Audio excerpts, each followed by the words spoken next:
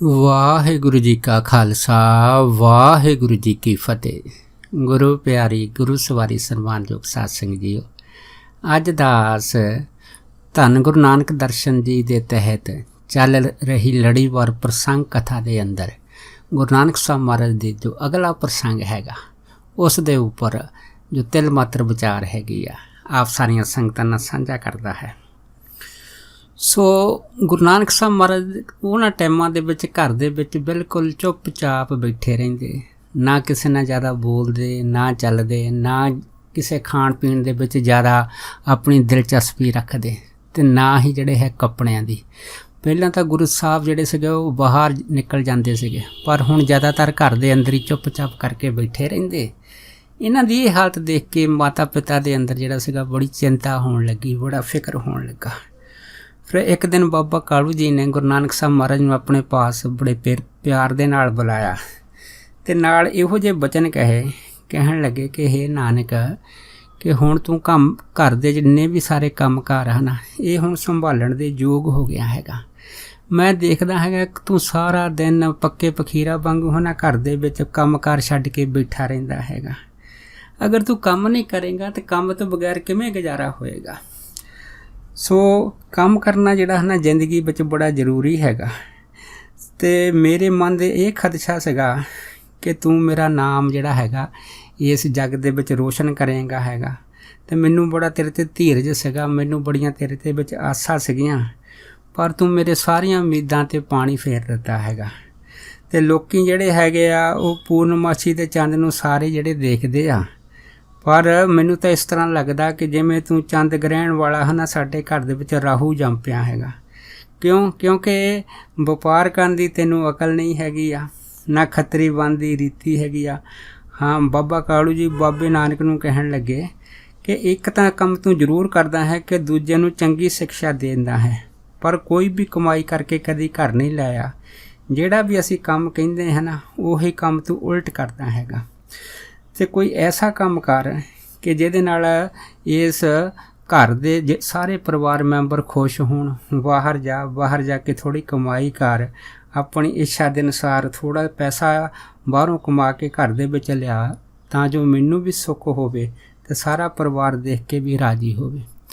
ਅਗਰ ਮੈਂ ਹੀ ਤੈਨੂੰ ਖੇਤੀਬਾੜੀ ਦੇ ਵਿੱਚ ਪਾਤਾ ਅਤੇ ਤੂੰ ਖੇਤੀਬਾੜੀ ਦੇ ਵਿੱਚ ਸਾਰੀ ਖੇਤੀ ਪਸ਼ੂਆਂ ਨੂੰ ਉਜਾੜ ਦਿੱਤੀ ਹੈਗੀ ਆ। ਇਸ ਤਰ੍ਹਾਂ ਕੋਈ ਵੀ ਕੰਮ ਤੂੰ ਦਿਲ ਲਗਾ ਕੇ ਨਹੀਂ ਕਰਦਾ।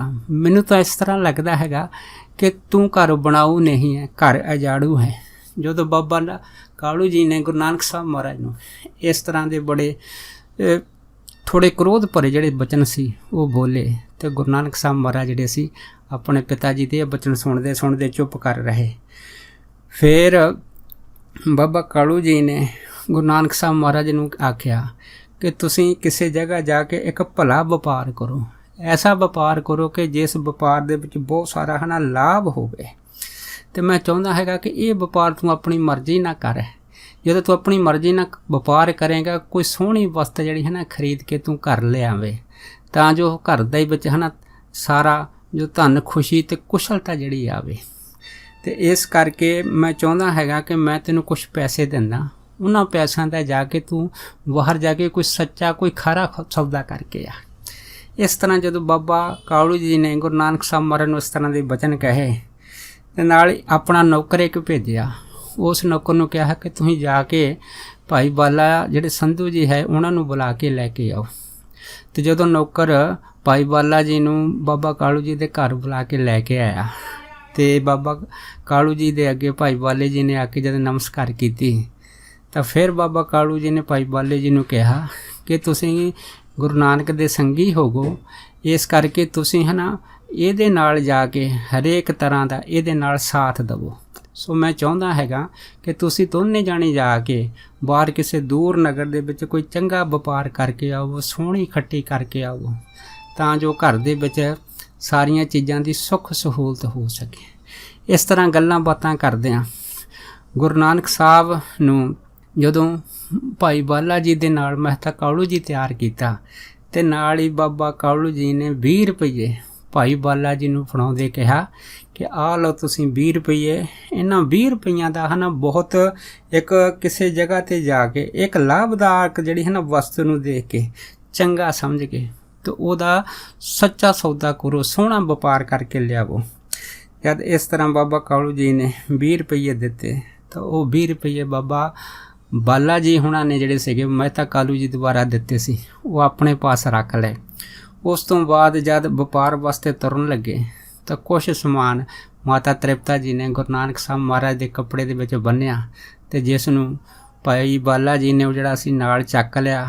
ਜਦ ਚੱਕ ਕੇ ਤੁਰਨ ਲੱਗੇ ਫਿਰ ਉਸ ਟਾਈਮ ਇੱਕ ਸੁੰਦਰ ਜਿਹੜਾ ਸੀਗਾ ਰੇਸ਼ਮ ਦਾ ਦਸ਼ਾਲਾ ਜਿਹੜਾ ਸੀਗਾ ਉਹ ਵੀ ਭਾਈ ਬਾਲਾ ਜੀ ਨੂੰ ਗੁਰੂ ਨਾਨਕ ਸਾਹਿਬ ਵਾਸਤੇ ਮਾਤਾ ਤ੍ਰਿਪਤਾ ਜੀ ਨੇ ਦਿੱਤਾ ਕਿ ਇਹ ਦਸ਼ਾਲਾ ਤੁਸੀਂ ਨਾਨਕ ਵਾਸਤੇ ਲੈ ਜਾਓ, ਤਾਂ ਜੋ ਮੇਰਾ ਪੁੱਤਰ ਜਿਹੜਾ ਹੈ ਨਾ ਕਿਸੇ ਵੀ ਜਗ੍ਹਾ 'ਤੇ ਬੈਠ ਕੇ ਬੜੇ ਆਰਾਮ ਅਤੇ ਸੁਖਦਾਈ ਨਾਲ ਇਸ ਕੱਪੜੇ ਦਾ ਆਨੰਦ ਮਾਣ ਸਕੇ।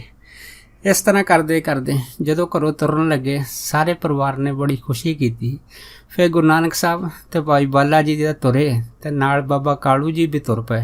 ਬਾਬਾ ਕਾਲੂ ਜੀ ਬਾਹਰ ਨਗਰ ਤੋਂ ਕਾਫੀ ਦੂਰ ਗੁਰੂ ਨਾਨਕ ਸਾਹਿਬ ਅਤੇ ਭਾਈ ਬਾਲਾ ਜੀ ਨੂੰ ਜਦ ਛੱਡਣ ਆਏ ਅਤੇ ਰਸਤੇ ਦੇ ਵਿੱਚ ਬਾਬਾ ਕਾਲੂ ਜੀ ਹੁਣਾਂ ਨੇ ਗੁਰੂ ਨਾਨਕ ਸਾਹਿਬ ਨੂੰ ਵਪਾਰ ਦੀਆਂ ਚੰਗੀਆਂ ਗੱਲਾਂ ਦੱਸੀਆਂ ਅਤੇ ਬੜਾ ਕੁਛ ਸਮਝਾਇਆ ਅਤੇ ਨਾਲ ਇਹ ਵੀ ਆਖਿਆ ਕਿ ਤੁਸੀਂ ਇਹਨਾਂ 20 ਰੁਪਈਆਂ ਦੇ ਨਾਲ ਚੰਗਾ ਵਪਾਰ ਕਰਨਾ ਹੈਗਾ, ਤਾਂ ਜੋ ਮੇਰਾ ਨਾਂ ਜਿਹੜਾ ਹੈ ਨਾ ਇਸ ਸੰਸਾਰ ਦੇ ਵਿੱਚ ਰੋਸ਼ਨ ਹੋਵੇ, ਪਤਾ ਲੱਗੇ ਕਿ ਮੇਰਾ ਲੜਕਾ ਨਾਨਕ ਜਿਹੜਾ ਇਹ ਸੰਸਾਰ ਦੇ ਵਿੱਚ ਸੋਹਣੀ ਖੱਟੀ ਕਰਕੇ ਲੈ ਕੇ ਆਇਆ ਹੈ। ਇਸ ਤਰ੍ਹਾਂ ਬਚਨ ਕਰਦੇ ਕਰਦੇ ਬਾਬਾ ਕਾਲੂ ਜੀ ਕਾਫੀ ਦੂਰ ਭਾਈ ਬਾਲਾ ਜੀ ਅਤੇ ਗੁਰੂ ਨਾਨਕ ਸਾਹਿਬ ਮਹਾਰਾਜ ਨੂੰ ਜਦ ਛੱਡਣ ਗਏ ਸੀਗੇ ਸੋ ਫਿਰ ਜਦ ਮੁੜ ਕੇ ਜਿਹੜੇ ਸੀਗੇ ਦੂਰ ਛੱਡ ਕੇ ਜਦ ਵਾਪਸ ਆਏ ਉਸ ਤੋਂ ਬਾਅਦ ਬਾਬਾ ਕਾਲੂ ਜੀ ਬਾਰ-ਬਾਰ ਜਿਹੜੇ ਸੀ ਆਪਣੇ ਪੁੱਤਰ ਨੂੰ ਦੂਰ ਜਾਂਦਾ ਦੇਖਦੇ ਰਹੇ ਤਾਂ ਫਿਰ ਪਿੱਛੇ ਵੀ ਆਉਂਦੇ ਰਹੇ, ਫਿਰ ਮੁੜ ਕੇ ਦੇਖਦੇ ਰਹੇ।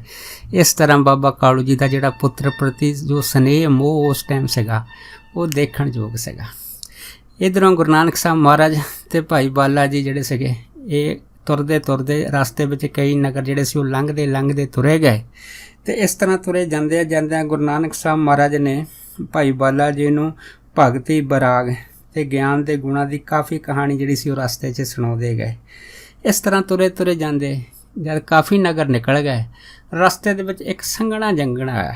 ਜਦ ਜੰਗਲ ਆਇਆ ਹੈ ਨਾ ਉਸ ਜੰਗਲ ਦੇ ਵਿੱਚ ਗੁਰੂ ਨਾਨਕ ਸਾਹਿਬ ਮਹਾਰਾਜ ਅਤੇ ਭਾਈ ਬਾਲੇ ਜੀ ਨੇ ਕੀ ਦੇਖਿਆ ਕਿ ਉੱਥੇ ਇੱਕ ਹੈ ਨਾ ਸੰਤਾਂ ਦਾ ਸਾਧੂਆਂ ਦਾ ਬੜਾ ਭਾਰਾ ਆਸ਼ਰਮ ਹੈਗਾ ਉਸ ਜੰਗਲ ਦੇ ਵਿੱਚ ਅਤੇ ਬਹੁਤ ਸਾਰੇ ਜਿਹੜੇ ਸਾਧੂ ਹਨ ਉੱਥੇ ਤਪੱਸਿਆ ਕਰ ਰਹੇ ਆ ਅਤੇ ਕਈਆਂ ਪ੍ਰਕਾਰਾਂ ਦੇ ਕਈਆਂ ਸਾਧੂਆਂ ਨੇ ਆਸਣ ਲਾਏ ਹੋਏ ਆ, ਕਈਆਂ ਨੇ ਜਿਹੜੀਆਂ ਆਪਣੀਆਂ ਬਾਹਾਂ ਉੱਪਰ ਖੜੀਆਂ ਕੀਤੀਆਂ ਹੈਗੀਆਂ, ਕਈ ਜਿਹੜੇ ਦਰਖਤਾਂ ਦੇ ਨਾਲ ਪੁੱਠੇ ਲਮਕੇ ਹੋਏ ਹੈਗੇ ਆ ਅਤੇ ਕਈਆਂ ਨੇ ਆਪਣੇ ਜਿਹੜੇ ਨਾ ਸਰੀਰ ਦੇ ਉੱਤੇ ਸਫੇਦ ਰੰਗ ਦੀ ਸਵਾਹ ਮਲੀ ਹੋਈ ਹੈ ਅਤੇ ਸਿਰ 'ਤੇ ਭਾਰੀ ਜਟਾਵਾਂ ਹੈਗੀਆਂ ਅਤੇ ਕਈਆਂ ਨੇ ਭੋਜ ਪੱਤਰਾਂ ਦੇ ਨਾਲ ਸਰੀਰ ਢਕੇ ਹੋਏ ਆ, ਕੋਈ ਜਲ ਦੇ ਅੰਦਰ ਆ, ਕੋਈ ਚੁੱਪ ਕਰਕੇ ਬਿਠੇ ਹੋਏ ਆ ਅਤੇ ਕੁਝ ਸਾਧੂ ਇਕੱਠੇ ਹੋ ਕੇ ਹਰੀ ਦੀ ਜਿਹੜੀ ਸੁੰਦਰ ਕਥਾ ਕਰ ਰਹੇ ਆ। ਇਸ ਤਰ੍ਹਾਂ ਦਾ ਇਹ ਬੜਾ ਜਿਹੜਾ ਸੁੰਦਰ ਨਜ਼ਾਰਾ ਸਾਧੂਆਂ ਦੀ ਜ਼ਿੰਦਗੀ ਦਾ ਜਾਂ ਸਾਧੂਆਂ ਦੀ ਦੁਨੀਆ ਦਾ ਆਪਣਾ ਸੀਗਾ ਅਲੌਕਿਕ ਦ੍ਰਿਸ਼। ਗੁਰੂ ਨਾਨਕ ਸਾਹਿਬ ਜਿਹੜੇ ਸੀ ਇਸ ਸਾਧੂਆਂ ਦੇ ਇਸ ਜੀਵਨ ਦੇ ਦ੍ਰਿਸ਼ ਨੂੰ ਦੇਖਦੇ ਮਨ ਹੀ ਮਨ ਬੜੇ ਪ੍ਰਸੰਨ ਹੋਏ ਅਤੇ ਉਹਨਾਂ ਨੂੰ ਦੇਖਦੇ ਰਹੇ। ਜਦ ਦੇਖਦੇ ਰਹੇ ਆ ਅਤੇ ਦੇਖਦੇ ਗੁਰੂ ਨਾਨਕ ਸਾਹਿਬ ਮਹਾਰਾਜ ਜਿਹੜੇ ਸੀਗੇ ਹੈ ਨਾ ਉਹਨਾਂ ਨੇ ਕੀ ਦੇਖਿਆ ਕਿ ਇਹਨਾਂ ਸਾਧੂਆਂ ਦਾ ਜਿਹੜਾ ਮੁਖੀ ਮਹੰਤ ਸੀਗਾ ਹੈ ਨਾ ਉਹ ਤਾਂ ਇਉਂ ਜਾਪਦਾ ਸੀਗਾ ਜਿਵੇਂ ਉਹਦਾ ਸਾਰਾ ਸਰੀਰ ਹੈ ਨਾ ਤਪਦਾ ਹੋਵੇ। ਇੱਕ ਸੁੰਦਰ ਮਿਰਗਸ਼ਾਲਾ ਦੇ ਉੱਤੇ ਉਹ ਜਿਹੜੇ ਮਹੰਤ ਸੀਗੇ ਜੋ ਮੁਖੀ ਸੀਗੇ ਉਹ ਬੈਠੇ ਹੋਏ ਸੀਗੇ ਅਤੇ ਇੱਕ ਦਰਖਤ ਦੀ ਜਿਹੜੀ ਛਿੱਲ ਸੀਗੀ ਉਸ ਛਿੱਲ ਦੀ ਜਿਹੜੀ ਲਗੋਟੀ ਜਿਹੜੀ ਸੀਗੀ ਹੈ ਨਾ ਉਹ ਮੁਖੀ ਮਹੰਤ ਨੇ ਜਿਹੜੀ ਸੀ ਆਪਣੇ 'ਤੇ ਲਾਈ ਹੋਈ ਸੀਗੀ। ਇਸ ਤਰ੍ਹਾਂ ਜਿਹੜੀਆਂ ਜਟਾਵਾਂ ਸੀਗੀਆਂ ਇੱਕ ਜਟਾਵਾਂ ਦਾ ਭਾਰੀ ਜਾਣੀ ਜੂੜਾ ਸਿਰ ਦੇ ਉੱਤੇ ਕੀਤਾ ਹੋਇਆ ਸੀ। ਇਸ ਤਰ੍ਹਾਂ ਪ੍ਰਤੀਤ ਹੁੰਦਾ ਸੀਗਾ ਜਿਵੇਂ ਜਟਾਂ ਦਾ ਕੋਈ ਮੁਕਟ ਜਿਹੜਾ ਹੈ ਨਾ ਉਸ ਜੋ ਮਹੰਤ ਹੈਗਾ ਉਹਨੇ ਆਪਣੇ ਸੀਸ 'ਤੇ ਟਿਕਾਇਆ ਹੋਵੇ। ਜਦ ਇਹ ਸਾਰਾ ਦ੍ਰਿਸ਼ ਗੁਰੂ ਨਾਨਕ ਸਾਹਿਬ ਮਹਾਰਾਜ ਜਿਹੜੇ ਦੇਖਦੇ ਉੱਥੇ ਖੜ੍ਹ ਗਏ ਅਤੇ ਫਿਰ ਭਾਈ ਬਾਲਾ ਜੀ ਨੂੰ ਆਖਣ ਲੱਗੇ ਕਿ ਮੈਨੂੰ ਇਸ ਤਰ੍ਹਾਂ ਪ੍ਰਤੀਤ ਹੁੰਦਾ ਕਿ ਇੱਥੇ ਆਪਾਂ ਹੈ ਨਾ ਭਲਾ ਸੌਦਾ ਪਾਇਆ ਹੈਗਾ ਅਤੇ ਇਹ ਜਿਹੜਾ ਭਲਾ ਸੌਦਾ ਹੈਗਾ ਇਹਨੂੰ ਛੱਡਣ ਨੂੰ ਕਹਿੰਦੇ ਸਾਡਾ ਮਨ ਨਹੀਂ ਕਰਦਾ ਹੈਗਾ। ਜਦ ਇਸ ਤਰ੍ਹਾਂ ਦੀ ਗੱਲ ਹੋਈ ਤਾਂ ਫਿਰ ਭਾਈ ਬਾਲਾ ਜੀ ਗੁਰੂ ਨਾਨਕ ਸਾਹਿਬ ਦੀ ਗੱਲ ਸੁਣ ਕੇ ਮਨ ਹੀ ਮਨ ਥੋੜ੍ਹੇ ਦ੍ਰਿਬ ਗਏ ਅਤੇ ਗੁਰੂ ਸਾਹਿਬ ਨੂੰ ਕਹਿਣ ਲੱਗੇ ਕਹਿੰਦੇ ਸਾਨੂੰ ਬਾਬਾ ਕਾਲੂ ਜੀ ਨੇ ਵਪਾਰੀਆਂ ਦਾ ਵਣਜ ਕਰਨ ਭਾਰਤ 'ਤੇ ਭੇਜਿਆ ਹੈਗਾ, ਬਾਕੀ ਜਿਵੇਂ ਤੁਹਾਡੀ ਇੱਛਾ ਹੈਗੀ ਆ ਤੁਸੀਂ ਮੈਨੂੰ ਉਹ ਦੱਸੋ। ਅਤੇ ਫਿਰ ਗੁਰੂ ਸਾਹਿਬ ਨੇ ਭਾਈ ਬਾਲੇ ਜੀ ਨੂੰ ਆਖਿਆ ਕਹਿਣ ਲੱਗੇ, ਕਹਿੰਦੇ ਦੇਖੋ ਭਾਈ, ਜਿਹੜੇ ਅਮੋਲਕ ਹੀਰੇ ਹਨ, ਅਮੋਲਕ ਹੀਰਿਆਂ ਦਾ ਜਿਹੜਾ ਵਪਾਰੀ ਹੁੰਦਾ ਹੈਗਾ ਉਹ ਸ਼ੀਸ਼ੇ ਦਾ ਕਦੀ ਵਣਜ ਨਹੀਂ ਕਰਦਾ ਹੈਗਾ। ਇਸ ਕਰਕੇ ਅਗਰ ਸ਼ਹਿਦ ਦੀ ਖੋਜ ਵਾਲੇ ਨੂੰ ਇੱਥੇ ਅੰਮ੍ਰਿਤ ਮਿਲ ਜਾਵੇ ਤੇ ਉਹ ਸਮਝ ਲਓ ਕਿ ਉਹਦੇ ਭਾਗ ਬੜੇ ਚੰਗੇ ਹੈਗੇ ਆ। ਇਸ ਕਰਕੇ ਇਹ ਜਿਹੜਾ ਹੈ ਨਾ ਸੌਦਾ ਬਹੁਤ ਚੰਗਾ ਹੈਗਾ, ਬਹੁਤ ਲਾਭਦਾਇਕ ਹੈਗਾ। ਇਸ ਤਰ੍ਹਾਂ ਜਦੋਂ ਗੁਰੂ ਨਾਨਕ ਸਾਹਿਬ ਮਹਾਰਾਜ ਨੇ ਭਾਈ ਬਾਲੇ ਜੀ ਨੇ ਇਸ ਪ੍ਰਕਾਰ ਦੇ ਜਿਹੜੇ ਹੈ ਗਿਆਨ ਦੀਆਂ ਉਪਦੇਸ਼ ਦੀਆਂ ਗੱਲਾਂ ਕੀਤੀਆਂ ਤੇ ਭਾਈ ਬਾਲਾ ਜੀ ਚੁੱਪ ਕਰ ਗਏ। ਪਰ ਨਾਲ ਫਿਰ ਥੋੜ੍ਹਾ ਜਿਹਾ ਗੁਰੂ ਸਾਹਿਬ ਨੂੰ ਕਹਿਣ ਲੱਗੇ, ਕਹਿੰਦੇ ਕਿ ਗੱਲ ਤਾਂ ਤੁਹਾਡੀ ਠੀਕ ਹੈਗੀ ਆ, ਅੱਜ ਤੱਕ ਮੈਂ ਤੁਹਾਡਾ ਕਦੀ ਬਚਨ ਨਹੀਂ ਮੋੜਿਆ, ਤੁਸੀਂ ਜਿਸ ਤਰ੍ਹਾਂ ਕਹਿੰਦੇ ਮੈਂ ਉਸੇ ਤਰ੍ਹਾਂ ਕਰਦਾ ਹੈਗਾ। ਬਾਕੀ ਮੈਨੂੰ ਤੁਹਾਡੇ ਪਿਤਾ ਜੀ ਦਾ ਬੜਾ ਡਰ ਹੈ, ਕਿਉਂਕਿ ਉਹਨਾਂ ਦਾ ਸੁਭਾਅ ਜਿਹੜਾ ਹੈ ਨਾ ਬੜਾ ਸਖਤ ਹੈਗਾ। ਮੈਂ ਤਾਂ ਹਮੇਸ਼ਾ ਤੁਹਾਡੀ ਮਰਜ਼ੀ ਦੇ ਅਨੁਸਾਰ ਹੀ ਚੱਲਦਾ ਹੈਗਾ, ਜਿਵੇਂ ਤੁਸੀਂ ਮੈਨੂੰ ਚਲਾਉਂਦੇ ਹੋ ਮੈਂ ਉਸੇ ਤਰ੍ਹਾਂ ਚੱਲਦਾ ਹੈਗਾ। ਬਾਕੀ ਜਿਵੇਂ ਤੁਹਾਡੀ ਇੱਛਾ ਹੈਗੀ ਆ ਤੁਸੀਂ ਉਸੇ ਤਰ੍ਹਾਂ ਕਰਕੇ ਦੇਖ ਲਓ। ਜਦੋਂ ਭਾਈ ਬਾਲੇ ਜੀ ਨੇ ਗੁਰੂ ਨਾਨਕ ਸਾਹਿਬ ਮਹਾਰਾਜ ਦੇ ਨਾਲ ਇਹ ਗੱਲਾਂ ਕੀਤੀਆਂ ਤੇ ਫਿਰ ਗੁਰੂ ਸਾਹਿਬ ਜਿਹੜੇ ਸੀਗੇ ਉਹ ਚੁੱਪ ਕਰਕੇ, ਜਿਹੜੇ ਮਹੰਤ ਸੀ ਨਾ ਮੇਨ, ਉਹਨਾਂ ਦੇ ਕੋਲ ਕਰਤਾਰ ਕਰਕੇ ਬੈਠ ਗਏ। ਜਦ ਕਰਤਾਰ ਕਰਕੇ ਬੈਠੇ, ਉਹ ਮੇਨ ਮਹੰਤ ਜਿਹੜੇ ਮਿਰਗਸ਼ਾਲਾ 'ਤੇ ਬੈਠੇ ਹੋਏ ਸੀਗੇ ਉਹਨਾਂ ਨੇ ਆਪਣੇ ਨੇਤਰ ਖੋਲ੍ਹੇ। ਜਦ ਨੇਤਰ ਖੋਲ੍ਹੇ ਤਾਂ ਉਹਨਾਂ ਨੇ ਗੁਰੂ ਨਾਨਕ ਸਾਹਿਬ ਮਹਾਰਾਜ ਤੱਕਣੀ ਵੱਲ ਤੱਕਿਆ, ਜਦ ਦੇਖਿਆ ਹੈਗਾ ਤਾਂ ਉਸਨੂੰ ਇਸ ਤਰ੍ਹਾਂ ਪ੍ਰਤੀਤ ਹੋਏਗਾ ਕਿ ਜਿਵੇਂ ਜੁਗਾ ਜਗਾਂਤਰ ਦੀ ਜਿਹੜੀ ਤਪਸ਼ ਸੀ ਹੈ ਨਾ ਉਹਦੇ ਅੰਦਰ, ਉਹ ਸਾਰੀ ਹੀ ਗੁਰੂ ਨਾਨਕ ਸਾਹਿਬ ਮਹਾਰਾਜ ਦੇ ਦਰਸ਼ਨ ਕਰਨ ਦੇ ਨਾਲ ਠੰਡੀ ਹੋ ਗਈ, ਅੰਦਰ ਸੀਤਲ ਸ਼ਾਂਤ ਹੋ ਗਿਆ। ਬਿਲਕੁਲ ਇੱਕ ਐਸਾ ਆਨੰਦ ਜਿਹੜਾ ਅੰਦਰ ਆਇਆ ਕਿ ਜਿਵੇਂ ਰਸ ਦੀਆਂ ਝਰਨਾਟਾਂ ਛਿੜ ਗਈਆਂ ਹੋਣ। ਜਦੋਂ ਮੇਨ ਮਹੰਤ ਨੇ ਆਪਣੀ ਅਵਸਥਾ ਜਿਹੜੀ ਸੀ ਗੁਰੂ ਨਾਨਕ ਸਾਹਿਬ ਮਹਾਰਾਜ ਦੇ ਦਰਸ਼ਨ ਕਰਦਿਆਂ ਤੱਕੀ ਤਾਂ ਮਨ ਹੀ ਮਨ ਬੜੇ ਹੈਰਾਨ ਹੋਏ ਤੇ ਗੁਰੂ ਨਾਨਕ ਸਾਹਿਬ ਮਹਾਰਾਜ ਵੱਲ ਇਸ ਤਰ੍ਹਾਂ ਜਿਹੜੀ ਟਿਕੀ ਲਾ ਕੇ ਦੇਖਣ ਲੱਗੇ ਜਿਵੇਂ ਪੁੰਨਿਆਂ ਦੀ ਰਾਤ ਨੂੰ ਚਕੋਰ ਜਿਹੜੀ ਹੈ ਉਹ ਚੰਦਰਮਾ ਦੇ ਵੱਲ ਦੇਖਦੀ ਹੈਗੀ ਆ। ਜਦ ਇਸ ਤਰ੍ਹਾਂ ਜਿਹੜਾ ਸੀਗਾ ਮਹੰਤ ਗੁਰੂ ਨਾਨਕ ਸਾਹਿਬ ਮਹਾਰਾਜ ਵੱਲ ਤੱਕ ਹੀ ਰਹੇ ਸੀ ਤੇ ਫਿਰ ਬਾਬੇ ਨਾਨਕ ਨੇ ਉਸ ਮਹੰਤ ਨੂੰ ਸੰਬੋਧਨ ਕਰਦਿਆਂ ਇਹ ਗੱਲ ਕਹੀ ਆ, ਕਹਿੰਦੇ ਕਿ ਆਪ ਦਾ ਸੁੰਦਰ ਜਿਹੜਾ ਸਰੀਰ ਹੈ ਬੜਾ ਪ੍ਰਭਾਵਸ਼ਾਲੀ ਹੈਗਾ, ਪਰ ਆ ਜਿਹੜੀ ਤੁਸੀਂ ਸਵਾਹ ਮਲ ਕੇ ਹਨ ਇਹਨੂੰ ਕੋਝਾ ਬਣਾ ਛੱਡਿਆ ਹੈਗਾ ਸਰੀਰ ਨੂੰ, ਇਹ ਸਾਨੂੰ ਚੰਗਾ ਨਹੀਂ ਲੱਗਦਾ। ਤੁਸੀਂ ਦੇਖੋ ਸਾਰੀ ਉਮਰ ਗਰਮੀ ਸਰਦੀ ਪਤਝੜ ਬਸੰਤ ਮੀਂਹ ਕਣੀ ਸਭ ਆਪਣੇ ਸਰੀਰ 'ਤੇ ਸਹਿੰਦੇ ਹੈਗੇ ਆ।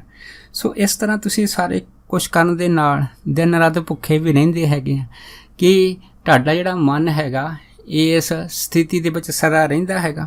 ਜਦ ਗੁਰੂ ਨਾਨਕ ਸਾਹਿਬ ਮਹਾਰਾਜ ਨੇ ਉਸ ਮੁਖੀ ਮਹੰਤ ਦੇ ਨਾਲ ਜਦ ਇਸ ਤਰ੍ਹਾਂ ਦੇ ਜਿਹੜੇ ਬਚਨ ਕਰਨੇ ਸ਼ੁਰੂ ਕਰ ਦਿੱਤੇ, ਫਿਰ ਜਿਹੜਾ ਮੁਖੀ ਮਹੰਤ ਸੀਗਾ ਨਾ ਉਹਨੇ ਗੁਰੂ ਨਾਨਕ ਸਾਹਿਬ ਵੱਲ ਮਹਾਰਾਜ ਦੀ ਤੱਕਣੀ ਤੱਕਦਿਆਂ ਪਹਿਲਾਂ ਹੀ ਬਚਨ ਕੀਤਾ ਸੀਗਾ। ਉਹ ਕਹਿਣ ਲੱਗੇ, ਕਹਿੰਦੇ ਦੇਖੋ ਦਰਅਸਲ ਗੱਲ ਇਹ ਹੈ ਕਿ ਅਸੀਂ ਜਿਹੜੇ ਹਨ ਸਾਧੂ ਹੈਗੇ ਆ, ਉਹ ਆਪਣੀ ਸਾਧਨਾ ਕਰ ਰਹੇ ਹੈਗੇ ਆ। ਸੋ ਅਸੀਂ ਸਾਧਕ ਹੈਗੇ ਆ, ਇਸ ਕਰਕੇ ਸਾਡੇ ਅੰਦਰ ਜਿਹੜਾ ਹੈ ਨਾ ਉਸ ਪਰਮਾਤਮਾ ਨੇ ਸਬਰ ਤੇ ਸੰਤੋਖ ਭਰਿਆ ਹੈਗਾ। ਇਸ ਸਬਰ ਸੰਤੋਖ ਕਰਕੇ ਅਗਰ ਭੋਜਨ ਸਾਨੂੰ ਮਿਲ ਜਾਂਦਾ ਹੈਗਾ ਤਾਂ ਅਸੀਂ ਛਕ ਲੈਂਦੇ ਹਾਂ, ਅਗਰ ਨਹੀਂ ਮਿਲਦਾ ਤਾਂ ਅਸੀਂ ਭੋਜਨ ਕਿਤੋਂ ਛਕਦੇ ਨਹੀਂ ਹੈ। ਤੇ ਬਾਕੀ ਜਿਹੜੀ ਕਿਸਮਤ ਹੈਗੀ ਉਹ ਸਾਡੀ ਨੌਕਰ ਹੈਗੀ ਆ ਜੋ ਸਾਡੀ ਸੇਵਾ ਕਰਦੀ ਆ। ਬਾਕੀ ਜਿਹੜਾ ਮੋਹ ਦਾ ਰਾਜਾ ਹੈਗਾ, ਅਸੀਂ ਮੋਹ ਦੇ ਰਾਜੇ ਦੀ ਜਿਹੜੀ ਸੈਨਾ ਹੈਗੀ ਆ ਉਹਨੂੰ ਖਤਮ ਕਰ ਦਿੱਤਾ ਹੈਗਾ। ਤੇ ਸਾਨੂੰ ਇਸ ਤਰ੍ਹਾਂ ਪ੍ਰਤੀਤ ਹੁੰਦਾ ਹੈਗਾ ਕਿ ਇੰਨੀ ਤਪੱਸਿਆ ਕਰਨ ਦੇ ਨਾਲ ਇਹ ਜਿਹੜਾ ਸੱਚ ਦਾ ਛਤਰ ਹੈਗਾ ਨੇ ਸਾਡੇ 'ਚ ਸਿਰ ਦੇ ਉੱਤੇ ਝੁੱਲਦਾ ਹੈਗਾ। ਜਦੋਂ ਮੁਖੀ ਮਹੰਤ ਨੇ ਗੁਰੂ ਨਾਨਕ ਸਾਹਿਬ ਮਹਾਰਾਜ ਦੇ ਇਸ ਤਰ੍ਹਾਂ ਦੇ ਨਾਲ ਬਚਨ ਬਲਾਸ ਕੀਤੇ, ਜਿਹਨੂੰ ਸੁਣ ਕੇ ਫਿਰ ਗੁਰੂ ਨਾਨਕ ਸਾਹਿਬ ਮਹਾਰਾਜ ਬੜੇ ਪ੍ਰਸੰਨ ਹੋਏ। ਉਹਨਾਂ ਨੇ ਫਿਰ ਮੁਖੀ ਮਹੰਤ ਨੂੰ ਪੁੱਛਿਆ ਸੀਗਾ ਕਿ ਕਹਿੰਦੇ ਸਾਨੂੰ ਇਹ ਦੱਸੋ ਕਿ ਤੁਹਾਡਾ ਨਾਮ ਕੀ ਆ। ਫਿਰ ਉਸ ਮਹੰਤ ਨੇ ਬਾਬੇ ਨਾਨਕ ਨੂੰ ਦੱਸਿਆ ਸੀਗਾ ਕਿ ਸਾਨੂੰ ਹੈ ਨਾ ਸੰਤ ਰਹਿਣ ਕਰਕੇ ਜਿਹੜੇ ਸਾਰੇ ਮਹੰਤ ਹੈਗੇ ਉਹ ਆਖਦੇ ਆ। ਸੋ ਇਸ ਕਰਕੇ ਅਸੀਂ ਕਿਸੇ ਦੇ ਅੱਗੇ ਹੱਥ ਨਹੀਂ ਅੱਡਦੇ ਅਤੇ ਨਾ ਹੀ ਕਿਸੇ ਤੋਂ ਕੋਈ ਚੀਜ਼ ਮੰਗਦੇ ਹੈਗੇ ਆ। ਸੋ ਇਸ ਤਰ੍ਹਾਂ ਦੀਆਂ ਜਿਹੜੇ ਇਹ ਬਚਨ ਬਲਾਸ ਉਸ ਮੁਖੀ ਮਹੰਤ ਨੇ ਗੁਰੂ ਨਾਨਕ ਸਾਹਿਬ ਮਹਾਰਾਜ ਨੇ ਕੀਤੇ ਆ। ਫਿਰ ਬਾਬੇ ਨਾਨਕ ਨੇ ਆਖਿਆ ਕਿ ਮੈਨੂੰ ਇਸ ਤਰ੍ਹਾਂ ਪ੍ਰਤੀਤ ਹੋ ਰਿਹਾ ਕਿ ਤੁਹਾਨੂੰ ਬਹੁਤ ਟਾਈਮ ਹੋ ਗਿਆ ਕਿ ਮੈਨੂੰ ਇਸ ਤਰ੍ਹਾਂ ਪ੍ਰਤੀਤ ਹੁੰਦਾ ਕਿ ਜਿਵੇਂ ਤੁਸੀਂ ਕਈਆਂ ਦਿਨਾਂ ਤੋਂ ਭੋਜਨ ਨਹੀਂ ਛਕਿਆ ਹੈਗਾ ਅਤੇ ਨਾ ਹੀ ਕਿਸੇ ਵਸਤਰ ਜਾਂ ਕੱਪੜੇ ਦਾ ਜਿਹੜਾ ਹੈਗਾ ਉਹ ਆਪਣੇ ਤਨ 'ਤੇ ਹੰਢਾਇਆ ਹੈਗਾ। ਸੋ ਇਸ ਤਰ੍ਹਾਂ ਦੀਆਂ ਜਦ ਗੱਲਾਂ ਜਿਹੜੀਆਂ ਸੀਗੀਆਂ ਬਚਨ ਬਲਾਸ ਗੁਰੂ ਨਾਨਕ ਸਾਹਿਬ ਮਹਾਰਾਜ ਮੁਖੀ ਮਹੰਤ ਨਾਲ ਕੀਤੇ ਅਤੇ ਨਾਲ ਇਹ ਵੀ ਆਖਿਆ ਕਿ ਮੇਰੀ ਇੱਛਾ ਹੈਗੀ ਆ ਕਿ ਅਸੀਂ ਤੁਹਾਨੂੰ ਭੋਜਨ ਛਕਾਈਏ, ਤੁਹਾਨੂੰ ਵਸਤਰ ਪਹਿਨਾਈਏ ਤਾਂ ਜੋ ਤੁਸੀਂ ਇਸ ਸਰੀਰ ਦਾ ਜਿਹੜਾ ਹੈ ਨਾ ਸੁੱਖ ਮਾਣ ਸਕੋ। ਜਦ ਇਸ ਤਰ੍ਹਾਂ ਦੀ ਗੱਲ ਹੋਈ ਤਾਂ ਫਿਰ ਮੁਖੀ ਮਹੰਤ ਨੇ ਗੁਰੂ ਨਾਨਕ ਸਾਹਿਬ ਮਹਾਰਾਜ ਵੱਲ ਤੱਕਣੀ ਵੱਲ ਤੱਕਦੇ ਇਹ ਗੱਲ ਕਹੀ ਹੈਗੇ ਕਿ ਦਰਅਸਲ ਗੱਲ ਇਹ ਹੈ ਕਿ ਇਹ ਜਿਹੜਾ ਤੁਸੀਂ ਸਾਨੂੰ ਭੋਜਨ ਛਕਾਉਣਾ ਚਾਹੁੰਦੇ ਹਾਂ, ਸਾਨੂੰ ਇਸ ਤਰ੍ਹਾਂ ਪ੍ਰਤੀਤ ਹੁੰਦਾ ਕਿ ਤੁਹਾਡੀ ਜਿਹੜੀ ਆਜੂ ਹਜੇ ਬੜੀ ਛੋਟੀ ਆ ਅਤੇ ਸਾਨੂੰ ਇਸ ਤਰ੍ਹਾਂ ਲੱਗਦਾ ਕਿ ਇਹ ਤੁਹਾਡੇ ਪਿਤਾ ਜੀ ਨੇ ਤੁਹਾਨੂੰ ਕੋਈ ਜਿਹੜਾ ਹੈਗਾ ਉਹ ਚੰਗਾ ਸੌਦਾ ਚੰਗਾ ਵਪਾਰ ਕਰਨ ਵਾਸਤੇ ਭੇਜਿਆ ਹੈਗਾ। ਇਸ ਕਰਕੇ ਤੁਸੀਂ ਜੋ ਵੀ ਕੁਝ ਕਰਨਾ ਹੈ ਨਾ, ਪਹਿਲਾਂ ਆਪਣੇ ਪਿਤਾ ਜੀ ਦੀ ਮਰਜ਼ੀ ਤੇ ਸਲਾਹ ਤੋਂ ਬਗੈਰ ਨਹੀਂ ਕਰਨਾ ਹੈਗਾ। ਜਦ ਮੁਖੀ ਮਹੰਤ ਨੇ ਗੁਰੂ ਨਾਨਕ ਸਾਹਿਬ ਮਹਾਰਾਜ ਨੂੰ ਇਹ ਬਚਨ ਕਹੇ ਤੇ ਫਿਰ ਬਾਬੇ ਨਾਨਕ ਨੇ ਮਹੰਤ ਜੀ ਨੂੰ ਇਹ ਕਿਹਾ ਸੀਗਾ ਕਿ ਅਸੀਂ ਜੋ ਵੀ ਕੰਮ ਕਰਦੇ ਹਾਂ ਨਾ, ਆਪਣੇ ਪਿਤਾ ਜੀ ਦੀ ਮਰਜ਼ੀ ਤੇ ਸਲਾਹ ਦੇ ਨਾਲ ਹੀ ਕਰਦੇ ਹਾਂ। ਸੋ ਸਾਡੇ ਪਿਤਾ ਜੀ ਦਾ ਆਦੇਸ਼ ਹੈਗਾ ਕਿ ਤੁਸੀਂ ਜਾ ਕੇ ਕੋਈ ਚੰਗਾ ਭਜਨ ਕਰੋ, ਸੱਚਾ ਸੌਦਾ ਕਰੋ, ਕੋਈ ਇਸ ਤਰ੍ਹਾਂ ਦੀ ਜਿਹੜੀ ਹੈ ਨਾ ਖੱਟੀ ਖੱਟ ਕੇ ਲਿਆਵੋ, ਜਿਹੜੀ ਖੱਟੀ ਇਸ ਲੋਕ ਤੇ ਪਰਲੋਕ ਦੋਨਾਂ ਦੇ ਵਿੱਚ ਸਹੇਲੀ ਹੋਵੇ। ਜਦ ਇਸ ਤਰ੍ਹਾਂ ਦੇ ਬਚਨ ਗੁਰੂ ਨਾਨਕ ਸਾਹਿਬ ਮਹਾਰਾਜ ਨੇ ਮਹੰਤ ਸੰਤ ਰਹਿਣ ਦੇ ਨਾਲ ਕੀਤੇ ਸੀਗੇ, ਜਿਨ੍ਹਾਂ ਬਚਨਾਂ ਦੀ ਜਿਹੜੀ ਮਧੁਰ ਆਵਾਜ਼ ਸੀ ਸੁਣ ਕੇ ਸੰਤ ਰਹਿਣ ਤੇ ਬਾਕੀ ਜਿੰਨੇ ਮਹਾਤਮਾ ਉੱਥੇ ਬੈਠੇ ਸੀਗੇ ਸਾਰੇ ਗੁਰੂ ਨਾਨਕ ਸਾਹਿਬ ਮਹਾਰਾਜ ਦੇ ਰਸਨਾ ਤੋਂ ਇਹ ਨਿਕਲੇ ਬਚਨਾਂ ਦੇ ਨਾਲ ਮੰਤਰ ਮੁਗਧ ਹੋਏ। ਫਿਰ ਗੁਰੂ ਨਾਨਕ ਸਾਹਿਬ ਮਹਾਰਾਜ ਨੇ ਭਾਈ ਬਾਲੇ ਜੀ ਨੂੰ ਨਾਲ ਉਠਾ ਕੇ ਇੱਕ ਨਗਰ ਚਲੇ ਗਏ। ਉਸ ਨਗਰ ਤੇ ਜਾ ਕੇ ਹੈ ਨਾ ਪਹਿਲਾਂ ਤਾਂ ਲੰਗਰ ਜਿਹੜੀ ਰਸਤ ਸੀਗੀ ਇਹ ਗੁਰੂ ਨਾਨਕ ਸਾਹਿਬ ਮਹਾਰਾਜ ਨੇ ਖਰੀਦੀ ਆ। ਇਹਦੇ ਵਿੱਚੋਂ ਬਾਬੇ ਨਾਨਕ ਨੇ 5 ਰੁਪਏ ਦਾ ਆਟਾ ਲਿਆ ਹੈਗਾ ਤੇ ਉਸ ਤੋਂ ਬਾਅਦ ਫਿਰ 5 ਰੁਪਏ ਦੇ ਸੋਹਣੇ ਤੇ ਲੰਮੇ ਚਾਵਲ ਲੈ ਆ ਤੇ 3 ਰੁਪਏ ਦਾ ਗੁਰੂ ਨਾਨਕ ਸਾਹਿਬ ਮਹਾਰਾਜ ਨੇ ਦੇਸੀ ਘੀ ਖਰੀਦਿਆ ਹੈਗਾ ਤੇ 3 ਰੁਪਏ ਦੀ ਸਫੇਦ ਖੰਡ ਖਰੀਦੀ ਆ ਤੇ 3 ਰੁਪਏ ਦਾ ਗੁਰੂ ਨਾਨਕ ਸਾਹਿਬ ਮਹਾਰਾਜ ਨੇ ਦੁੱਧ ਖਰੀਦਿਆ ਹੈ। ਇਸ ਤਰ੍ਹਾਂ ਇਹ ਜਿਹੜਾ ਸਾਰਾ ਵਜਨ ਸੌਦਾ ਸੀਗਾ ਹੈ ਨਾ, ਜੋ ਰਸ ਦੀ ਸਮੱਗਰੀ ਸੀਗੀ, ਗੁਰੂ ਨਾਨਕ ਸਾਹਿਬ ਮਹਾਰਾਜ ਨੇ 19 ਰੁਪਏ ਦੀ ਸਾਰੀ ਰਸਤ ਖਰੀਦੀ ਆ। ਤੇ ਇਹ ਸਾਰੀ ਰਸਤ ਖਰੀਦ ਕੇ ਗੁਰੂ ਨਾਨਕ ਸਾਹਿਬ ਮਹਾਰਾਜ ਨੇ ਫਿਰ ਗੱਡਿਆਂ ਦੇ ਉੱਤੇ ਰੱਖੀ ਆ ਤੇ ਫਿਰ ਸਾਰੇ ਗੱਡਿਆਂ ਦਾ ਜਿਹੜਾ ਕਿਰਾਇਆ ਸੀਗਾ ਨਾ ਫਿਰ 1 ਰੁਪਈਆ ਦਿੱਤਾ। ਜਦ ਇਸ ਤਰ੍ਹਾਂ ਸਾਰੀ 20 ਰੁਪਈਆਂ ਦੀ ਰਸਤ ਪੂਰੀ ਕਰਕੇ ਗੁਰੂ ਨਾਨਕ ਸਾਹਿਬ ਮਹਾਰਾਜ ਫਿਰ ਉਸ ਮਹਾਤਮਾ ਜਿਹੜੇ ਭੁੱਖੇ ਸਾਧੂ ਸੀ ਉਹਨਾਂ ਦੇ ਪਾਸ ਪਹੁੰਚੇ ਆ ਤੇ ਜਿਨ੍ਹਾਂ ਨੂੰ ਦੇਖ ਕੇ ਫਿਰ ਮਹੰਤ ਨੇ ਬਾਕੀ ਜਿੰਨੇ ਉਹਦੇ ਹੋਰ ਚੇਲੇ ਸੀਗੇ ਸਾਧੂ ਸੀ ਉਹਨਾਂ ਨੂੰ ਇਹ ਗੱਲ ਜਿਹੜੀ ਸੀ ਕਹੀ ਆ ਕਿ ਇਹ ਜਿਹੜਾ ਬਾਲਕ ਹੈਗਾ ਬੜਾ ਸ੍ਰੇਸ਼ਟ ਹੈਗਾ, ਚਾਹੇ ਇਹਦੀ ਉਮਰ ਬੜੀ ਛੋਟੀ ਆ ਪਰ ਇਹਦੀ ਜਿਹੜੀ ਬਾਣੀ ਆ ਨਾ ਇਹ ਬੜੀ ਭਲੀ ਹੈਗੀ ਆ। ਇਹਦੇ ਅੰਦਰ ਭਗਤੀ ਤੇ ਬਰਾਗ ਦਾ ਘਰ ਸਾਨੂੰ ਪ੍ਰਤੀਤ ਹੁੰਦਾ ਹੈਗਾ ਤੇ ਇਹਨਾਂ ਦਾ ਜਿਹੜਾ ਸੁਭਾਅ ਨਾ ਇਹ ਬੜਾ ਹੀ ਕੋਮਲ ਤੇ ਵਿਸ਼ਾਲ ਹੈਗਾ ਤੇ ਬਹੁਤ ਕਿਰਪਾਲੂ ਹੈਗਾ ਤੇ ਤੇਜ ਪ੍ਰਤਾਪ ਜਿਹੜਾ ਹੈ ਨਾ ਇਹਨਾਂ ਦਾ ਝੱਲਿਆ ਨਹੀਂ ਜਾਂਦਾ ਹੈਗਾ। ਸਾਨੂੰ ਇਸ ਤਰ੍ਹਾਂ ਪ੍ਰਤੀਤ ਹੁੰਦਾ ਕਿ ਇਹ ਬਾਲਕ ਜੋ ਸਾਨੂੰ ਭੋਜਨ ਛਕਾਉਣ ਜਾ ਰਿਹਾ ਹੈਗਾ ਇਹ ਬੜਾ ਕਲਾਵਾਨ ਹੈ, ਬੜਾ ਗਿਆਨਵਾਨ ਹੈ, ਬਹੁਤ ਗੁਣਾਂ ਦਾ ਖਜ਼ਾਨਾ ਹੈਗਾ, ਪਰ ਇਸ ਤਰ੍ਹਾਂ ਪ੍ਰਤੀਤ ਹੁੰਦਾ ਕਿ ਆਪਣੇ ਆਪ ਨੂੰ ਛੁਪਾ ਕੇ ਰੱਖਦਾ ਹੈਗਾ। ਜਦ ਇਸ ਤਰ੍ਹਾਂ ਦੀਆਂ ਜਿਹੜੀਆਂ ਇਹ ਬਚਨ ਉਸ ਮੇਨ ਮਹੰਤ ਨੇ ਆਪਣੇ ਜਿੰਨੇ ਸਾਧੂ ਸੀਗੇ ਉਹਨਾਂ ਦੇ ਨਾਲ ਇਸ ਤਰ੍ਹਾਂ ਕੀਤੇ ਆ। ਉਸ ਤੋਂ ਬਾਅਦ ਫਿਰ ਇਹ ਜਿਹੜਾ ਭੋਜਨ ਸੀਗਾ ਸਾਰਾ ਇਹ ਗੁਰੂ ਨਾਨਕ ਸਾਹਿਬ ਮਹਾਰਾਜ ਤੇ ਭਾਈ ਬਾਲੇ ਜੀ ਨੇ ਜਦੋਂ ਫਿਰ ਅੰਮ੍ਰਿਤ ਵੀ ਭੋਜਨ ਤਿਆਰ ਕੀਤਾ ਹੈਗਾ, ਤਿਆਰ ਕਰਕੇ ਜਿਹੜੇ ਸਾਰੇ ਮਹੰਤ ਸੀਗੇ ਉਹ ਸਾਰੇ ਹੀ ਇੱਕ ਪੰਗਤ ਦੇ ਵਿੱਚ ਬੈਠੇ ਆ। ਫਿਰ ਗੁਰੂ ਨਾਨਕ ਸਾਹਿਬ ਮਹਾਰਾਜ ਤੇ ਭਾਈ ਬਾਲੇ ਜੀ ਨੇ ਜਿਹੜਾ ਸੀ ਇਹ ਸਾਰਾ ਭੋਜਨ ਜਿਹੜਾ ਉਹ ਤਿਆਰ ਕੀਤਾ ਸੀਗਾ ਇਹ ਭੁੱਖੇ ਸਾਧੂਆਂ ਨੂੰ ਜਿਹੜਾ ਸੀ ਉਹਨਾਂ ਟਾਈਮਾਂ ਦੇ ਵਿੱਚ ਛਕਾਇਆ ਸੀਗਾ ਤੇ ਜਿਨ੍ਹਾਂ ਦਾ ਭੋਜਨ ਛਕ ਕੇ ਹੈ ਨਾ ਫਿਰ ਜਿੰਨੇ ਵੀ ਸਾਰੇ ਸਾਧੂ ਸੀਗੇ ਉਹਨਾਂ ਦੀ ਰਸਨਾ ਦੇ ਉੱਤੇ ਇੱਕੋ ਹੀ ਗੱਲ ਸੀਗੀ ਕਿ ਇਹੋ ਜਿਹਾ ਅੰਮ੍ਰਿਤਮਈ ਭੋਜਨ ਅਸੀਂ ਕਦੀ ਜ਼ਿੰਦਗੀ 'ਚ ਕਦੀ ਨਹੀਂ ਖਾਧਾ। ਸਾਨੂੰ ਤਾਂ ਇਸ ਤਰ੍ਹਾਂ ਪ੍ਰਤੀਤ ਹੋ ਰਿਹਾ ਹੈ ਕਿ ਇਹ ਭੋਜਨ ਕਰਤਾਰ ਨੇ ਆਪ ਭੇਜਿਆ ਹੈਗਾ। ਕਰਤਾਰ ਕਿਸੇ ਸਰੀਰ ਰੂਪ ਧਾਰ ਕੇ ਸੰਸਾਰ 'ਤੇ ਆਇਆ ਹੈਗਾ ਕਿ ਜਿਨ੍ਹਾਂ ਦੇ ਹੱਥਾਂ ਦਾ ਭੋਜਨ ਛਕ ਕੇ ਹੈ ਨਾ ਅਸੀਂ ਸਦਾ ਵਾਸਤੇ ਤ੍ਰਿਪਤ ਹੋ ਗਏ ਹਾਂ।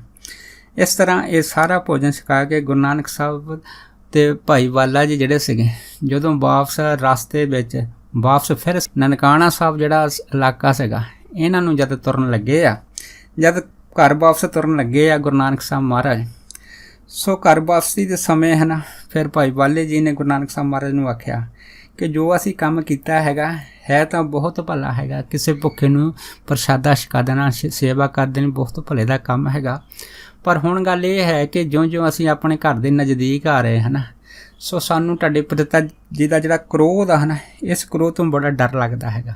ਮੈਨੂੰ ਇਸ ਤਰ੍ਹਾਂ ਪ੍ਰਤੀਤ ਹੁੰਦਾ ਹੈਗਾ ਕਿ ਅਗਰ ਤੁਹਾਡੇ ਪਿਤਾ ਜੀ ਨੂੰ ਪਤਾ ਲੱਗੇਗਾ, ਅਗਰ ਉਹ ਸਾਨੂੰ ਜਿਹੜਾ ਸੀਗਾ ਦੁਨਿਆਵੀ ਬਣ ਜਾ ਇਹਦੇ ਬਾਰੇ ਪੁੱਛਣਗੇ ਤਾਂ ਦੱਸੋ ਅਸੀਂ ਕੀ ਜਵਾਬ ਦੇਵਾਂਗੇ।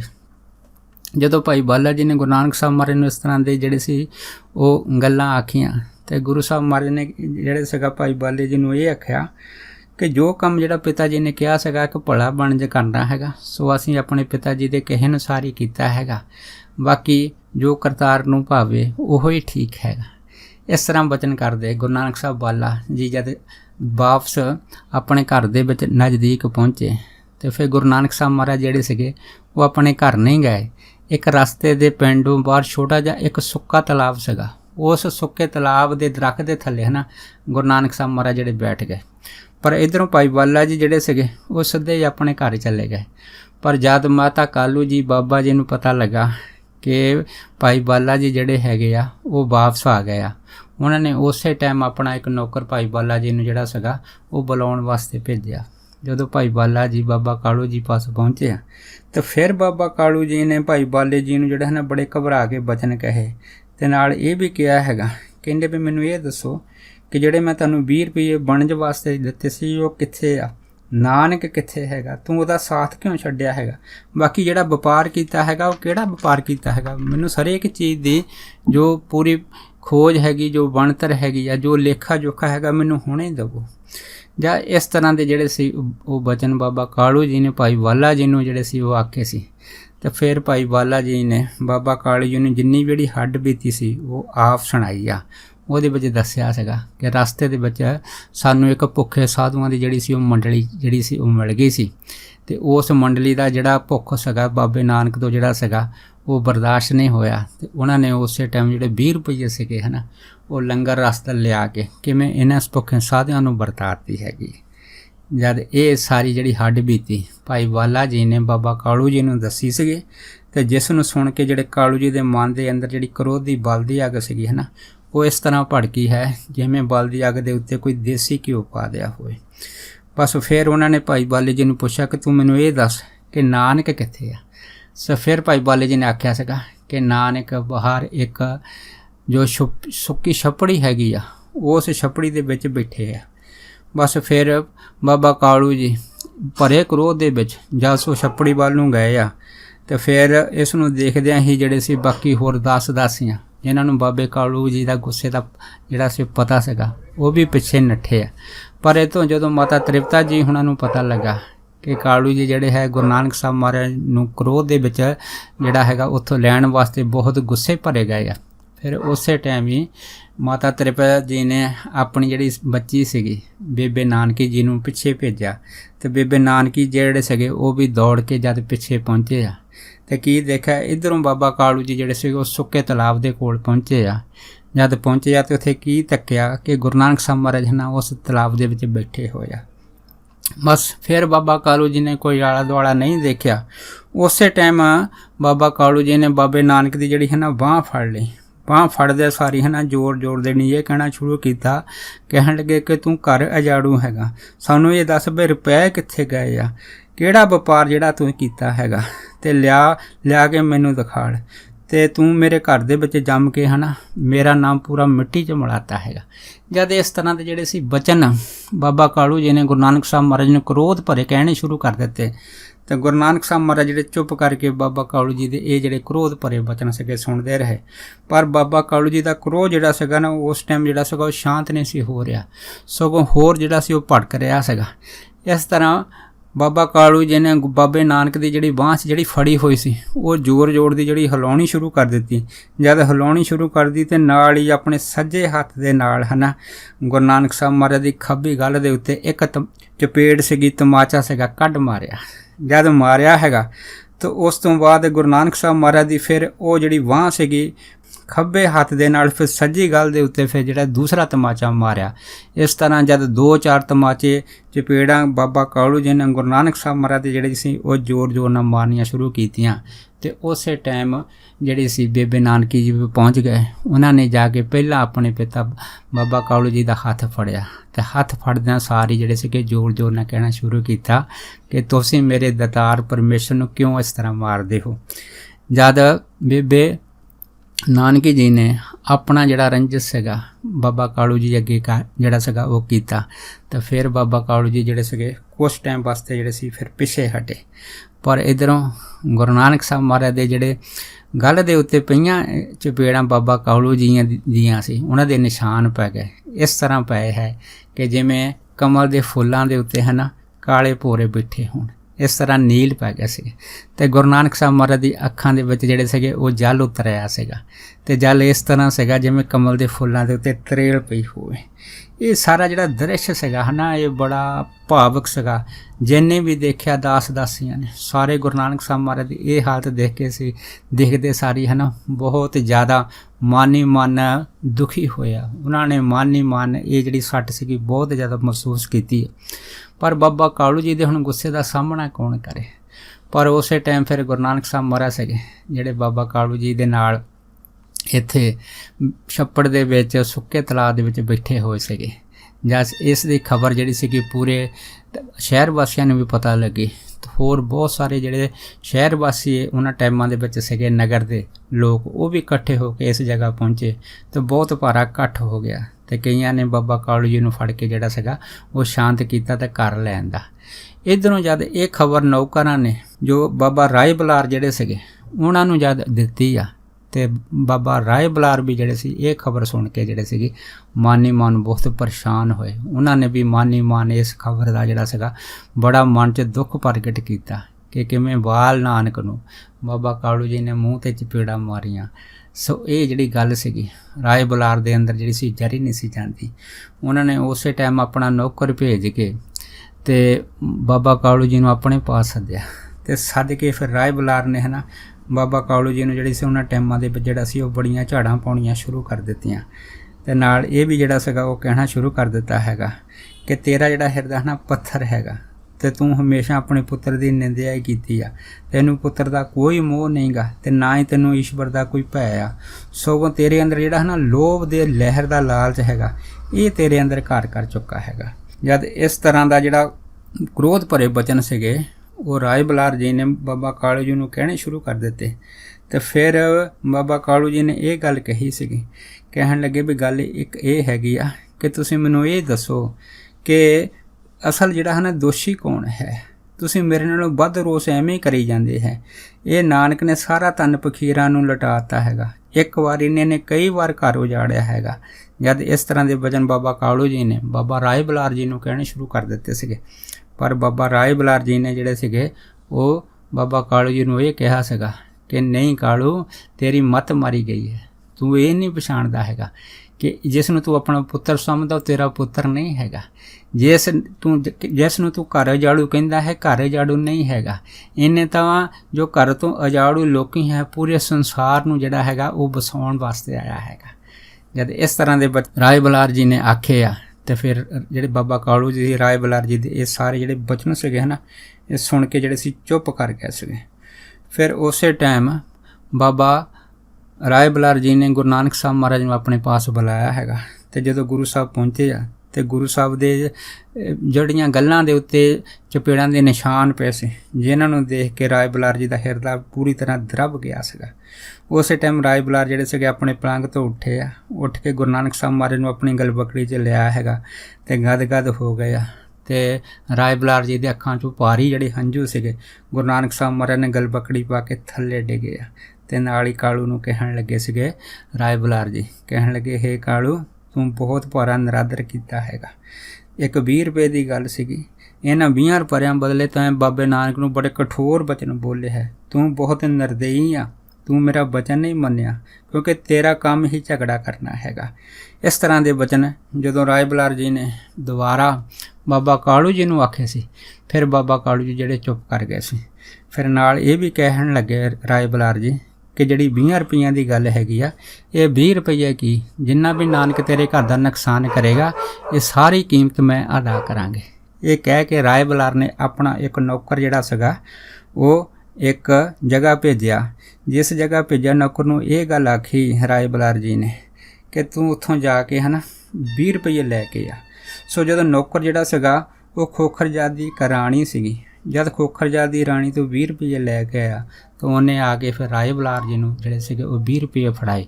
ਫਿਰ ਰਾਏ ਬਲਾਰ ਜੀ ਨੇ ਉਹ 20 ਰੁਪਈਏ ਜਦੋਂ ਬਾਬਾ ਕਾਲੂ ਜੀ ਨੂੰ ਫੜਾਉਣੇ ਚਾਹੇ ਪਰ ਬਾਬਾ ਕਾਲੂ ਜੀ ਜਿਹੜੇ ਸੀਗੇ ਉਹ ਰਾਏ ਬਲਾਰ ਤੋਂ 20 ਰੁਪਈਏ ਨਹੀਂ ਲੈਣ ਅਤੇ ਬਾਬਾ ਕਾਲੂ ਜੀ ਜਦੋਂ ਰੁਪਈਏ ਨਾ ਲੈਣ ਅਤੇ ਇੱਧਰੋਂ ਰਾਏ ਬਲਾਰ ਜਿਹੜੇ ਸੀਗੇ ਉਹ ਰੁਪਈਆ ਦੇਣ ਵਾਰ-ਵਾਰ। ਇਹ ਜਿਹੜੇ ਰੁਪਈਏ 20 ਰੁਪਈਏ ਸੀਗੇ ਇਹ ਬਾਬਾ ਕਾਲੂ ਜੀ ਨੂੰ ਦੇਣ। ਪਰ ਇਸ ਤਰ੍ਹਾਂ ਦਾ ਜਿਹੜਾ ਸੀਗਾ ਨਾ ਦੇਣ ਦਾ ਅਤੇ ਨਾ ਲੈਣ ਦੇ ਵਿੱਚ ਕਾਫੀ ਸਮਾਂ ਖਰਚ ਹੋ ਗਿਆ। ਰਾਏ ਬਲਾਰ ਨੇ ਬਾਬਾ ਕਾਲੂ ਜੀ ਨੂੰ ਇਹ ਆਖਿਆ ਸੀਗਾ, ਕਹਿਣ ਲੱਗੇ ਕਹਿੰਦੇ ਭਾਈ ਦੇਖੋ ਵੱਡਿਆਂ ਦੀ ਗੱਲ ਜਿਹੜੀ ਹੈ ਨਾ ਉਹ ਸਦਾ ਹੀ ਬਿਨਾਂ ਸੋਚੇ ਸਮਝ ਕੇ ਮੰਨ ਲੈਣੀ ਚਾਹੀਦੀ ਹੈਗੀ ਆ। ਸੋ ਜਦ ਇਹ ਗੱਲ ਹੋਈ ਆ ਤੇ ਫਿਰ ਬਾਬਾ ਕਾਲੂ ਜੀ ਨੇ ਰਾਏ ਬੁਲਾਰ ਨੂੰ ਆਖਿਆ ਸੀਗਾ ਕਿ ਤੁਸੀਂ ਅੱਜ ਤੱਕ ਜੋ ਵੀ ਕੁਛ ਮੈਨੂੰ ਬਖਸ਼ਿਆ ਹੈ ਨਾ, ਇਹ ਆਪ ਜੀ ਦੇ ਹਾਕਮ ਸਦਕਾ, ਆਪ ਜੀ ਦੇ ਰਾਜ ਸਦਕਾ ਹੀ ਹੋ ਸਕਿਆ ਹੈਗਾ। ਇਸ ਕਰਕੇ ਮੈਂ 20 ਰੁਪਏ ਬਾਬਾ ਕਾਲੂ ਜੀ ਨੇ ਕਹਿਤਾ ਕਿ ਪਰ ਮੈਂ ਨਹੀਂ ਲੈਣੇ। ਪਰ ਰਾਏ ਬੁਲਾਰ ਜੀ ਨੇ ਆਖਿਆ ਸੀਗਾ ਕਿ ਹੇ ਕਾਲੂ, ਇਹ ਤੈਨੂੰ 20 ਰੁਪਏ ਲੈਣੇ ਹੀ ਪੈਣੇ ਆ। ਜੇ ਤੂੰ ਮੇਰੇ ਤੋਂ ਨਹੀਂ ਲੈਣੇ ਤਾਂ ਫਿਰ ਤੂੰ ਇਸ ਤਰ੍ਹਾਂ ਕਰਕੇ ਇਹ 20 ਰੁਪਏ ਆਪਣਾ ਪੁੱਤਰ ਗੁਰੂ ਨਾਨਕ ਸਾਹਿਬ ਹੈ ਨਾ ਉਸ ਤੋਂ ਉਧਾਰੇ ਸਮਝ ਕੇ ਫੜ ਲੈ। ਫਿਰ ਗੱਲ ਕੀ, ਰਾਏ ਬੁਲਾਰ ਜੀ ਨੇ 20 ਰੁਪਏ ਬਾਬਾ ਕਾਲੂ ਜੀ ਨੂੰ ਮੱਲੋ ਮੱਲੀ ਜਦ ਹੱਥ ਫੜਾਏ ਆ ਤੇ ਫਿਰ ਬਾਬਾ ਕਾਲੂ ਜੀ 20 ਰੁਪਏ ਲੈ ਕੇ ਹੈ ਨਾ ਚੁੱਪ ਕਰਕੇ ਉਹਨਾਂ ਪੈਰਾਂ ਦੇ ਨਾਲ ਹੀ ਆਪਣੇ ਘਰ ਜਿਹੜੇ ਸੀਗੇ ਉਹ ਵਾਪਸ ਆਏ। ਜਦ ਵਾਪਸ ਆ ਗਏ, ਇੱਥੇ ਆ ਕੇ ਹੈ ਨਾ ਬਾਬਾ ਕਾਲੂ ਜੀ ਦੇ ਮਨ ਦੇ ਵਿੱਚ ਜਿਹੜਾ ਸੀ ਬੜਾ ਝੋਰਾ ਹੋਇਆ ਤੇ ਬਹੁਤ ਮਨ ਉਦਾਸ ਹੋਇਆ। ਪਰ 20 ਰੁਪਏ ਲੈ ਕੇ ਅੰਦਰ ਸ਼ਰਮਿੰਦਗੀ ਵੀ ਹੋਈ। ਪਰ ਇਹ ਜਿਹੜੀ ਘਟਨਾ ਸੀਗੀ ਇਹ ਅੱਗ ਦੇ ਵਾਂਗੂ ਪੂਰੇ ਨਗਰ ਦੇ ਵਿੱਚ ਜਦ ਫੈਲੀ ਆ।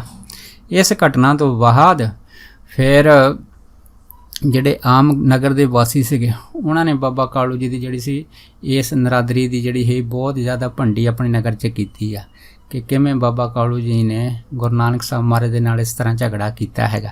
ਤੇ ਫਿਰ ਇਹ ਝਗੜੇ ਤੋਂ ਬਾਅਦ ਜਿਹੜੇ 20 ਰੁਪਏ ਰਾਏ ਬੁਲਾਰ ਨੇ ਦਿੱਤੇ ਸੀ ਉਹ ਵੀ ਆਪਣੇ ਵਾਪਸ ਲੈ ਕੇ ਆ ਗਿਆ ਹੈ। ਜਦ ਸਾਰੀ ਜਿਹੜੀ ਇਸ ਤਰ੍ਹਾਂ ਦੀ ਨਰਾਦਰੀ ਪੂਰੇ ਸ਼ਹਿਰ 'ਚ ਬਾਬਾ ਕਾਲੂ ਜੀ ਦੀ ਹੋਣ ਲੱਗੀ ਤੇ ਬਾਬਾ ਕਾਲੂ ਜੀ ਆਪਣੀ ਨਰਾਦਰੀ ਸੁਣ ਕੇ ਜਿਹੜੇ ਸੀ ਉਹ ਬੜੇ ਮਨ ਜਿਹੜੇ ਸੀ ਉਹ ਦੁਖੀ ਵੀ ਹੋਏ ਤੇ ਮਨ ਸ਼ਰਮਿੰਦੇ ਵੀ ਹੋਏ। ਅਖੀਰ 2-3 ਦਿਨਾਂ ਬਾਅਦ ਫਿਰ ਬਾਬਾ ਕਾਲੂ ਜੀ ਫਿਰ ਰਾਏ ਬੁਲਾਰ ਜੀ ਦੇ ਪਾਸ ਗਏ। ਉੱਥੇ ਜਾ ਕੇ ਫਿਰ ਬਾਬਾ ਕਾਲੂ ਜੀ ਨੇ ਰਾਏ ਬੁਲਾਰ ਨੂੰ ਉਹ ਜਿਹੜੇ 20 ਰੁਪਏ ਦਿੱਤੇ ਸੀ ਉਹ ਵਾਪਸ ਦੇਣੇ ਚਾਹੇ। ਪਰ ਰਾਏ ਬੁਲਾਰ ਨੇ ਇਹ ਕਹਿ ਕੇ ਜਿਹੜੇ ਸੀ ਉਹ ਲੈਣੋਂ ਨਾ ਕਰ ਦਿੱਤੀ ਕਿ ਇਹ ਪੈਸੇ ਜਿਹੜੇ ਹੈਗੇ ਆ ਇਹ ਤੁਸੀਂ ਗੁਰੂ ਨਾਨਕ ਸਾਹਿਬ ਮਹਾਰਾਜ ਤੋਂ ਉਧਾਰੇ ਲਏ ਆ, ਤੁਸੀਂ ਇਸ ਤਰ੍ਹਾਂ ਸਮਝੋ। ਤੇ ਨਾਲ ਹੀ ਰਾਏ ਬੁਲਾਰ ਜੀ ਨੇ ਆਖਿਆ ਸੀਗਾ ਕਿ ਹੇ ਕਾਲੂ, ਤੂੰ ਜਿਹੜਾ ਹੈਗਾ ਨਾ ਇੱਕ ਹਿੰਦੂ ਘਰ ਦੇ ਨਾਲ ਸੰਬੰਧਿਤ ਰੱਖਦਾ ਹੈ ਤੇ ਮੈਂ ਇੱਕ ਮੁਸਲਮਾਨ ਘਰ ਦੇ ਨਾਲ ਸੰਬੰਧਿਤ ਰੱਖਦਾ ਹੈ।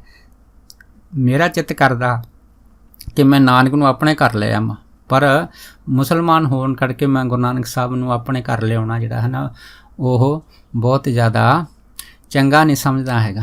ਇਸ ਕਰਕੇ ਤੁਸੀਂ ਅੱਜ ਤੋਂ ਬਾਅਦ ਬਾਬੇ ਨਾਨਕ ਨਾਲ ਕਿਸੇ ਤਰ੍ਹਾਂ ਦਾ ਕੋਈ ਝਗੜਾ ਨਹੀਂ ਕਰਨਾ।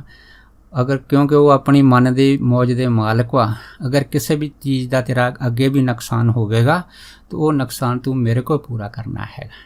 ਜਦ ਰਾਏ ਬੁਲਾਰ ਜੀ ਨੇ ਫਿਰ ਬਾਬਾ ਕਾਲੂ ਜੀ ਨੂੰ ਇਸ ਤਰ੍ਹਾਂ ਦੇ ਨਸੀਹਤ ਭਰੇ ਬਚਨ ਜਿਹੜੇ ਸੀ ਦੁਬਾਰਾ ਫਿਰ ਸੁਣਾਏ ਤਾਂ ਫਿਰ ਜਿਹੜੇ ਸੀ ਬਾਬਾ ਕਾਲੂ ਜੀ ਜਿਹੜੇ ਸੀ ਉਹ ਚੁੱਪ ਕਰ ਗਏ ਤੇ ਆਪਣੇ ਵਾਪਸ ਘਰ ਆ ਗਏ। ਸੋ ਇਸ ਤਰ੍ਹਾਂ ਗੁਰੂ ਨਾਨਕ ਸਾਹਿਬ ਮਹਾਰਾਜ ਨੇ ਜਿਹੜਾ ਹੈ ਨਾ ਸੱਚਾ ਸੌਦਾ ਦੀ ਜੋ ਕਥਾ ਵਿਚਾਰ ਆਪਣੇ ਜੀਵਨ ਦੇ ਵਿੱਚ ਜੋ 20 ਰੁਪਈਆਂ ਦਾ ਲੰਗਰ ਬੀਜ ਕੇ ਸ਼ੁਰੂ ਕੀਤੀ ਸੀ, ਅੱਜ ਪੂਰੇ ਸੰਸਾਰ ਦੇ ਅੰਦਰ ਪੂਰਾ ਸੰਸਾਰ ਗੁਰੂ ਨਾਨਕ ਸਾਹਿਬ ਮਹਾਰਾਜ ਦੇ 20 ਰੁਪਈਆਂ ਦੇ ਲੰਗਰ ਦਾ ਲਾਇਆ ਹੋਇਆ ਬੂਟੇ ਦਾ ਫਲ ਜਿਹੜਾ ਹੈਗਾ ਉਹ ਦਿਨ ਰਾਤ 24 ਘੰਟੇ 8 ਪੈਰ ਛਕ ਰਿਹਾ ਹੈਗਾ। ਸੋ ਇੰਨੇ ਬਚਨ ਕਰਦਾ ਹੋਇਆ ਦਾਸ ਖਿਮਾ ਦਾ ਜਾਚਕ ਹੈ ਜੀ। ਹੋਈਆਂ ਭੁੱਲਾਂ ਚੁੱਕਾਂ ਦੀ ਖਿਮਾ ਬਖਸ਼ਣੀ, ਸੋ ਫਤਿਹ ਬੁਲਾਓ ਜੀ। ਵਾਹਿਗੁਰੂ ਜੀ ਕਾ ਖਾਲਸਾ, ਵਾਹਿਗੁਰੂ ਜੀ ਕੀ ਫਤਿਹ।